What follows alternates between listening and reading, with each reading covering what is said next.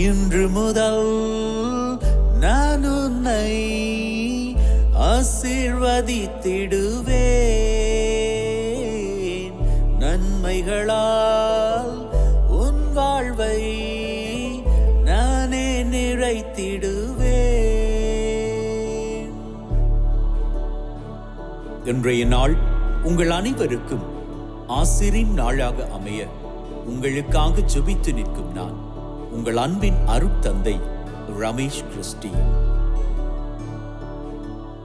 இன்று முதல் நான் உன்னை ஆசீர்வதித்திடுவேன். நன்மைகளால் உன் வாழ்வை நானே நிறைத்திடுவேன். ஆண்டவரது இல்லத்தில் நடப்பட்டிருக்கும் பொழுது வாழ்நாள் எல்லாம் செழிப்புற்று இருப்பீர்கள். தந்தை, மகன், தூய ஆவியாரின் பெயராலே ஆமென். நம் ஆண்டவராகிய இயேசு கிறிஸ்துவின் அருளும் கடவுளின் அன்பும் தூய ஆவியாரின் நட்புறவும் உங்கள் அனைவரோடும் இருப்பதாக, ஆன்மாவோடும் இருப்பதாக. பலியிலே கலந்து கொள்ள தடையாக இருக்கும் மீறுதல்கள் பலவீனங்களுக்காக மனம் வருந்துவோம், மன்னிப்பு வேண்டி செபிப்போம்.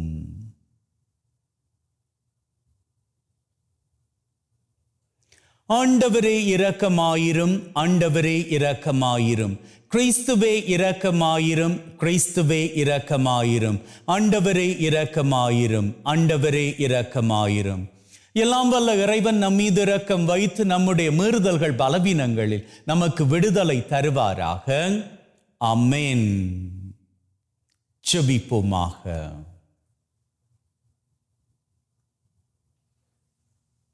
அன்பே ஊற்றாகிய தகப்பனே, ஒரு புதிய நாளிலே எங்கள் ஒவ்வொருவரையும் வாழுவதற்கு என்று தட்டி எழுப்பி இருக்கிறீரே, உமக்கு கோடான கோடி நன்றிகளை ஏறெடுக்கிறோம்.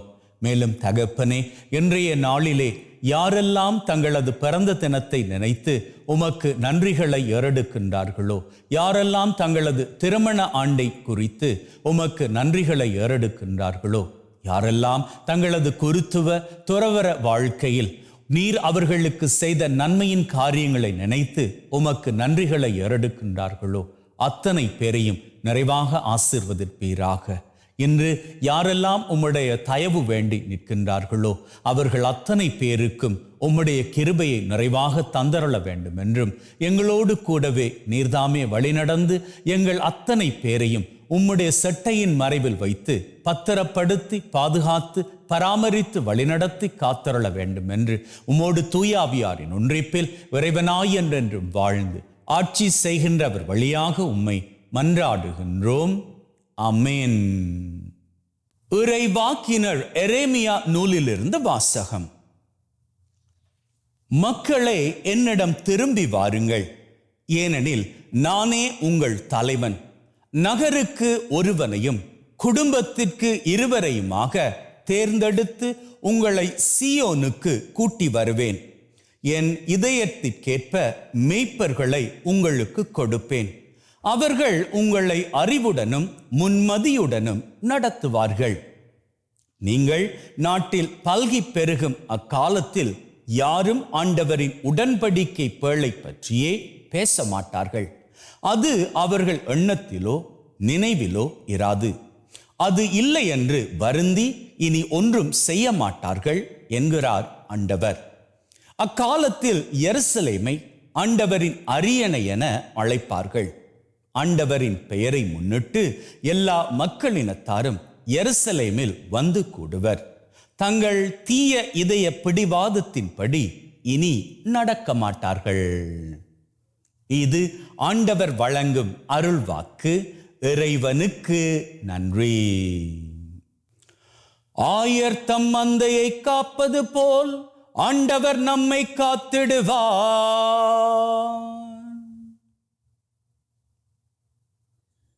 மக்களினத்தாரே, ஆண்டவரின் வாக்கை கேளுங்கள். தொலையில் உள்ள கடலோர பகுதிகளில் அதை அறிவியுங்கள். இஸ்ராயலை சுதறடித்தவரே அதை கூட்டிச் சேர்ப்பார். ஆயர் தம் மந்தையை காப்பது போல் அதை காப்பார் என்று சொல்லுங்கள். ஆயர் தம் மந்தையை காப்பது போல் ஆண்டவர் நம்மை காத்திடுவார். யாக்கோபை ஆண்டவர் மீட்டார், அவனிலும் வலியவன் கையினின்று அவனை விடுவித்தார். அவர்கள் வந்து சீயோனின் உச்சியில் பாடி மகிழ்வார்கள். தானியம், திராட்சை ரசம், எண்ணெய், ஆட்டுக்குட்டிகள், கன்றுகாலிகள் ஆகிய ஆண்டவரின் கொடைகளை முன்னிட்டு பூரிப்படைவார்கள். அவர்களது வாழ்க்கை நீர்வளம் மிக்க தோட்டம் போல் இருக்கும். ஆண்டவர் தம் மந்தையை காப்பது போல் ஆண்டவர் நம்மை காத்திடுவார். அப்பொழுது கன்னி பெண்கள் நடனமாடி களித்திருப்பர். அவ்வாறே இளைஞரும் முதியோரும் மகிழ்ந்திருப்பர். அவர்களுடைய அழுகையை நான் மகிழ்ச்சியாக மாற்றுவேன். அவர்களுக்கு ஆறுதல் அளிப்பேன். துன்பத்திற்கு பதிலாக இன்பத்தை அருள்வேன். ஆயர் தம் மந்தையை காப்பது போல் ஆண்டவர் நம்மை காத்திடுவார். அல்லேலூயா, அல்லேலூயா. சீரிய நல் உள்ளத்தோடு வார்த்தையை கேட்டு அதை காத்து மன உறுதியுடன் பலன் தருகிறவர் பேறு பெற்றோர். அல்லேலூயா. ஆண்டவர் உங்களோடு இருப்பாராக, ஆன்மாவோடும் இருப்பாராக. மத்தேயு எழுதிய நற்செய்தியிலிருந்து வாசகம். ஆண்டவரே, மாட்சி உமக்கே. அக்காலத்தில் இயேசு தம் சீடருக்கு கூறியது, விதைப்பவர் உவமையை பற்றி கேளுங்கள். வழியோரம் விதைக்கப்பட்ட விதைகளுக்கு ஒப்பானோர் இறையாட்சியை குறித்த இறை வார்த்தையை கேட்டும் புரிந்து கொள்ள மாட்டார்கள். அவர்கள் உள்ளத்தில் விதைக்கப்பட்ட விதைகளை தீயோன் கைப்பற்றி செல்வான். பாறை பகுதிகளில் விதைக்கப்பட்ட விதைகளுக்கு ஒப்பானோர் இறை வார்த்தையை கேட்டவுடன் அதை மகிழ்ச்சியோடு ஏற்றுக்கொள்வார்கள். ஆனால் அவர்கள் வேரற்றவர்கள். எனவே அவர்கள் சிறிது காலமே நிலைத்திருப்பார்கள். இறை வார்த்தையின் பொருட்டு வேதனையோ இன்னலோ நேர்ந்த உடனே தடுமாற்றம் அடைவார்கள். முட்செடிகளுக்கு இடையில் விழுந்த விதைகளுக்கு ஒப்பானோர் இறை வார்த்தையை கேட்டும் உலக கவலையும் செல்வ மாயையும் அவ்வார்த்தையை நெருக்கி விடுவதால் பயன் அளிக்க மாட்டார்கள். நல்ல நிலத்தில் விதைக்கப்பட்ட விதைகளுக்கு ஒப்பானோர் இறை வார்த்தையை கேட்டு புரிந்து கொள்வார்கள். இவர்களுள் சிலர் 100 மடங்காகவும், சிலர் 60 மடங்காகவும், சிலர் 30 மடங்காகவும் பயன் அளிப்பர். இது கிறிஸ்து வழங்கும் நற்செய்தி. கிறிஸ்துவே உமக்கு புகழ்.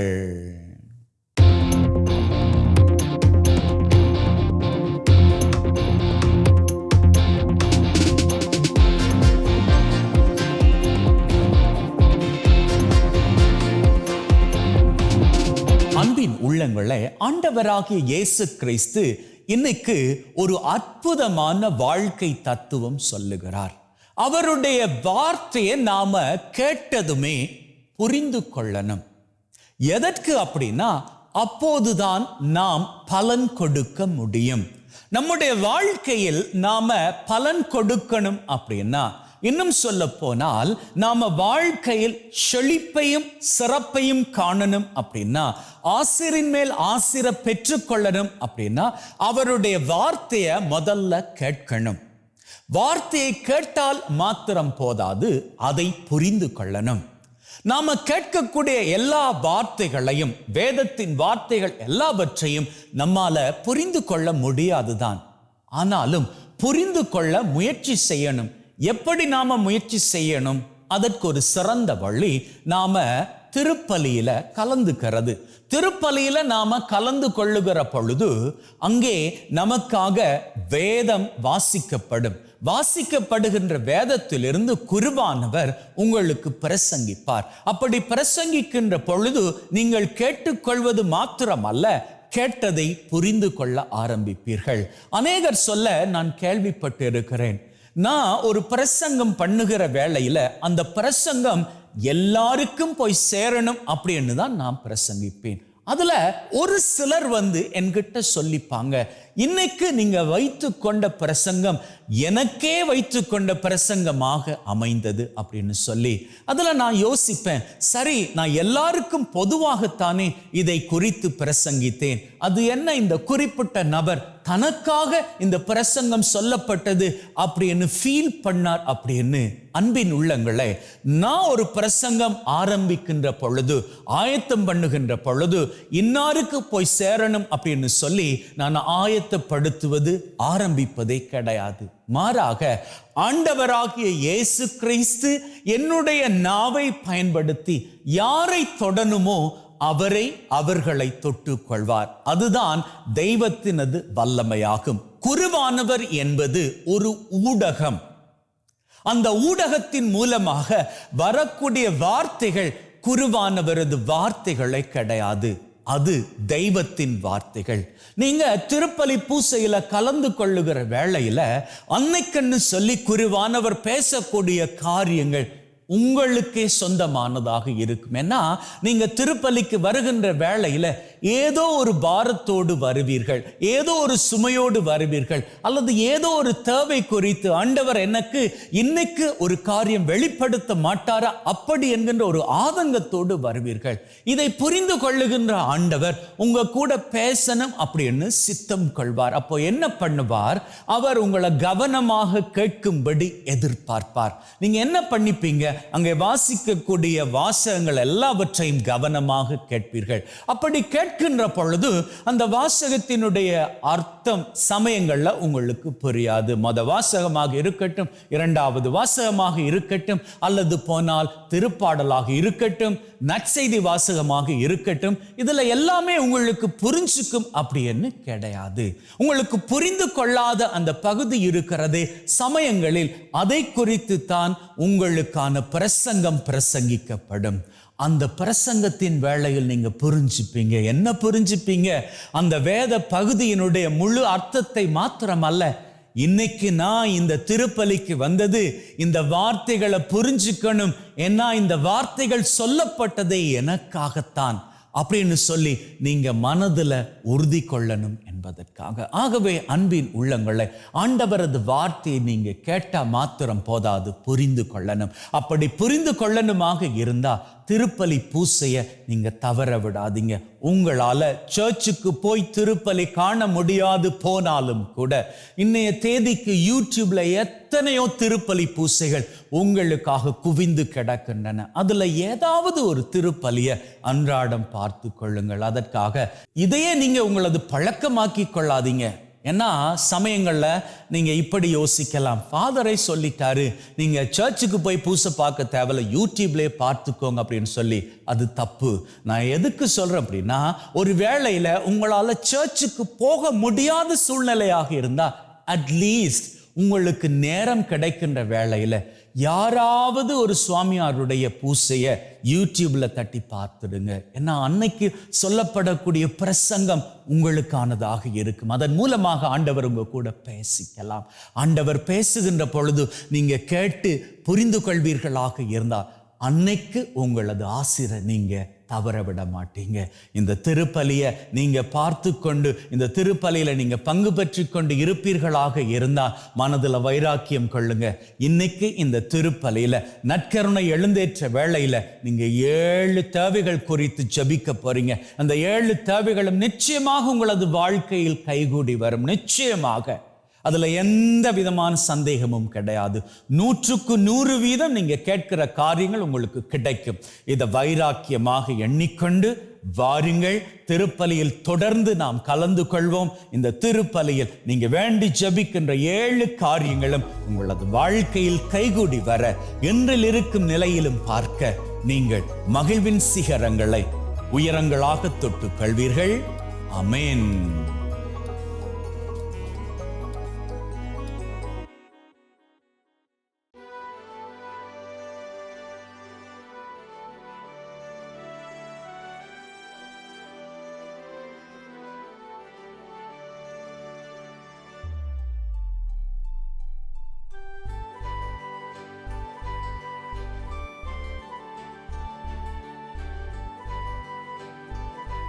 ஆண்டவரே, அனைத்துலகின் நிறைவா உம்மை போற்றுகின்றோம். ஏனெனில் உமது அருட்பெருக்கில் இருந்த இந்த அப்பத்தை பெற்றுக் கொண்டோம். நிலத்தின் விளைவும் மனிதொழைப்பின் பயனுமாகிய இந்த அப்பத்தை உமக்கு ஒப்புக் கொடுக்கின்றோம். வாழ்வளிக்கும் அப்பமாக மாறும். இறைவன் என்னென்னும் வாழ்த்து பெறுவாராக. ஆண்டவரே, அனைத்துலகின் நிறைவா உம்மை போற்றுகின்றோம். ஏனெனில் உமது அருட்பெருக்கில் இருந்து இந்த ரசத்தை பெற்றுக் கொண்டோம். நிலத்தின் விளைவும் திராட்சை கொடியின் பயனுமாகிய இந்த ரசத்தை உமக்கு ஒப்புக் கொடுக்கின்றோம். வாழ்வளிக்கும் பானமாக மாறும். இறைவன் என்னென்றும் வாழ்த்து பெறுவாராக.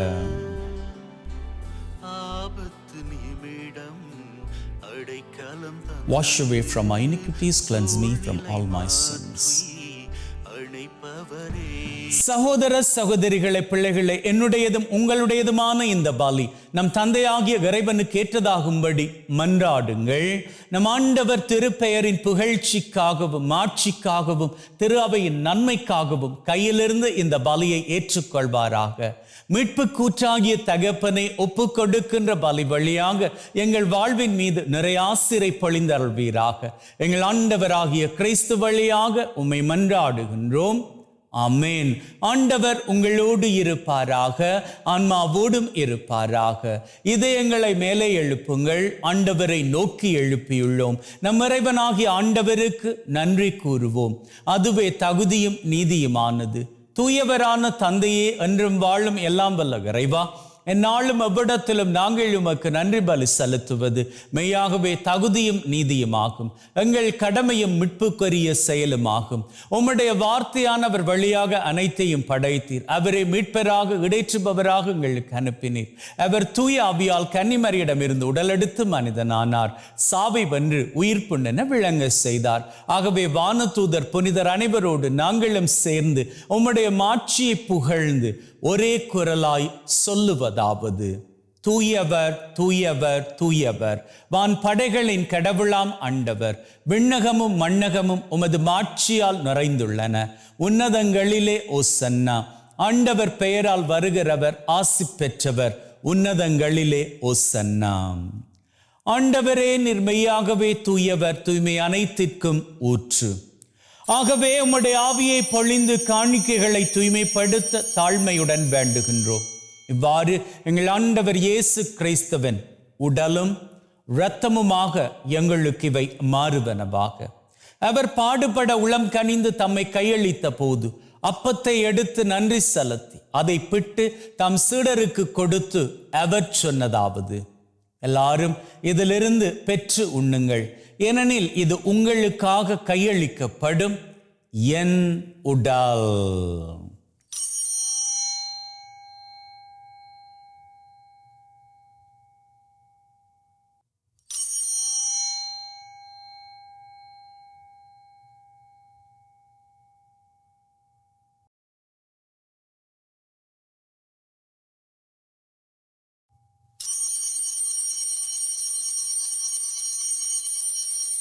அவ்வண்ணமே உணவருந்திய பின் கிண்ணத்தை எடுத்து நன்றி செலுத்தி தம் சீடருக்கு கொடுத்து அவர் சொன்னதாவது: எல்லாரும் இதிலிருந்து பெற்று பருகுங்கள், ஏனெனில் இது புதிய நித்திய உடன்படிக்கைக்கான என் இரத்தம், பாவ மன்னிப்புக்கென்று உங்களுக்காகவும் எல்லாருக்காகவும் சிந்தப்படும்.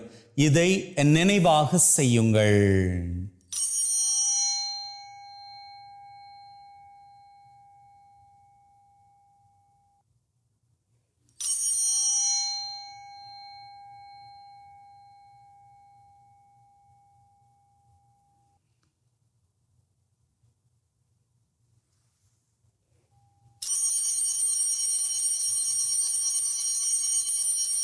நம்பிக்கையின் மறைபொருள். ஆண்டவரே, நீர் வரும் வரை உமது இறப்பை அறிக்கை செய்கின்றோம், உமது உயிர்ப்பையும் எடுத்துரைக்கின்றோம்.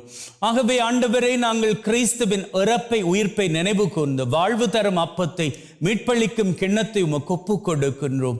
திருமண் நின்று உமக்கு ஊழியம் புரிய தகுந்தவர்கள் என நாங்கள் ஏற்றுக்கொண்டீர். எனவே உமக்கு நன்றி செலுத்துகின்றோம்.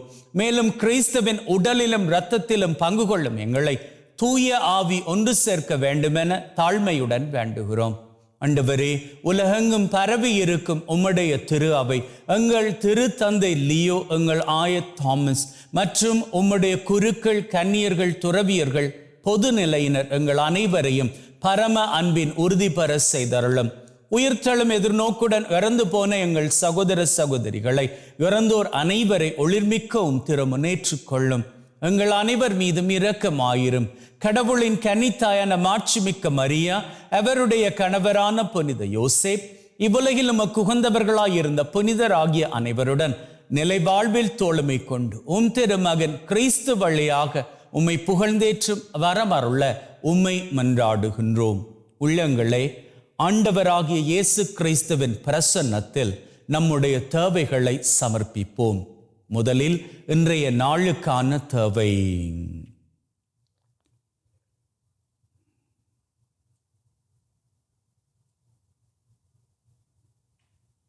இந்த வாரத்திற்கான தேவை.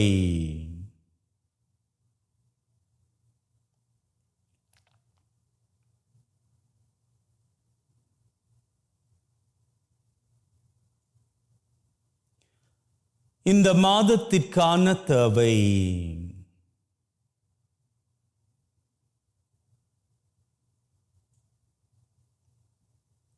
இந்த வருஷத்திற்கான தேவை.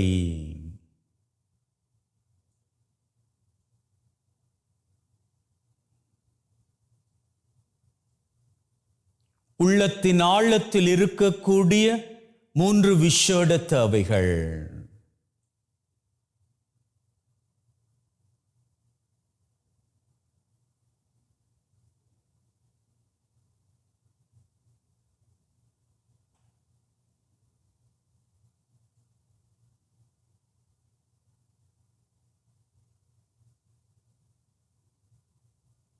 அத்தோடு உலகிலே நிரந்தர சமாதானம் நிலைக்க வேண்டும் என்றும் செபித்து நிற்போம்.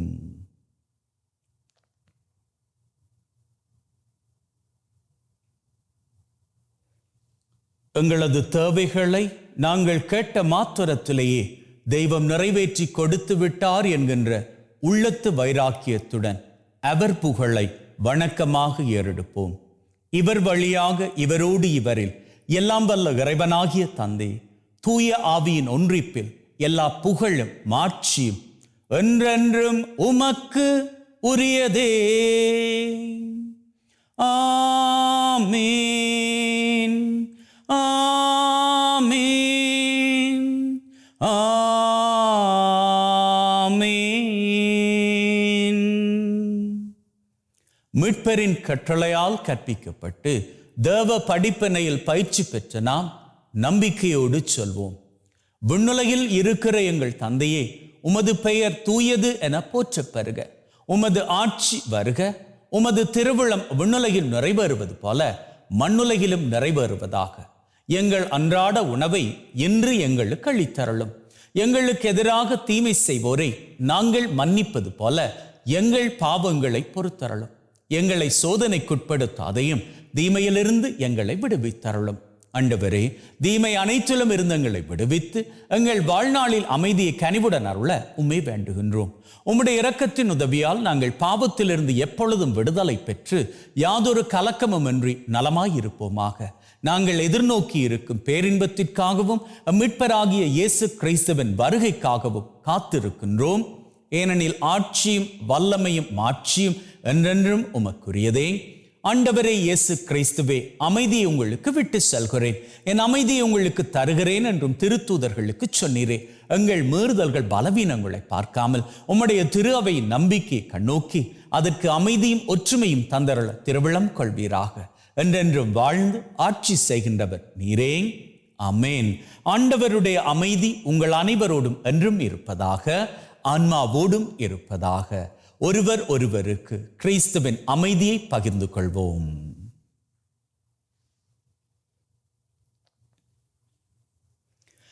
உலகின் பாவங்களை போக்கும் இறைவனின் செம்மறியே, எங்கள் மேல் இரக்கமாயிரும். உலகின் பாவங்களை போக்கும் இறைவனின் செம்மறியே, எங்கள் மேல் இரக்கமாயிரும்.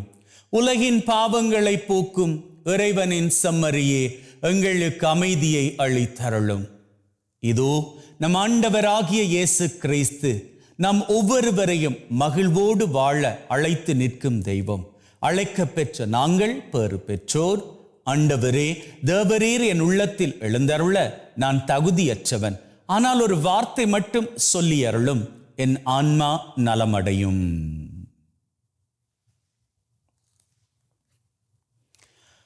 May the mingling of this body and blood of Christ bring me everlasting life. Amen.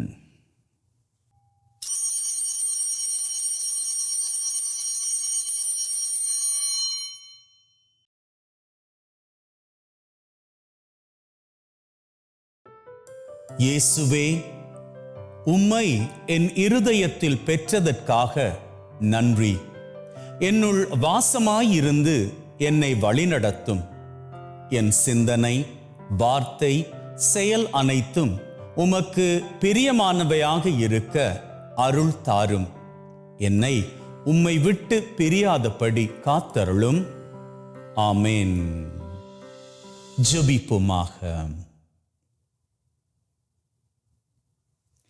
அன்பே ஊற்றாகிய தகப்பனே, இன்றைய நாளிலே எங்கள் அத்தனை பேரையும் உம்முடைய சித்தத்தின் மூலமாக நிறைவாக ஆசீர்வதித்திருக்கிறீரே, உமக்கு நன்றிகளை ஏறெடுக்கின்றோம். மேலும் தகப்பனே, நம்பிக்கையோடு நாங்கள் 8 தேவைகளை பாதம் சமர்ப்பித்த வேளையிலேயே அவற்றை நாங்கள் பெற்றுக்கொண்டு விட்டோம் என்கின்ற உறுதிப்பாட்டுடன் இந்த பலியை நிறைவேற்றிவிட்டு எங்களது அன்றாட காரியங்களுக்கு திரும்புகின்றோம். கூடவே இருந்து எங்களை வழிநடத்துவீராக. எங்களது நம்பிக்கை வீண் போகாது காத்துக்கொள்வீராக. அப்பா தகப்பனே, உம்முடைய ஆசீரின் கிருபை இன்று மட்டுமல்ல, எந்நாளும் எங்களை தொடர்ந்து வர நீர்தாமே கிருபை செய்ய வேண்டும் என்று எங்கள் ஆண்டவராகிய கிறிஸ்து வழியாக உம்மை மன்றாடுகின்றோம். ஆமென். ஆண்டவர் உங்களோடு இருப்பாராக, ஆன்மாவோடும் இருப்பாராக.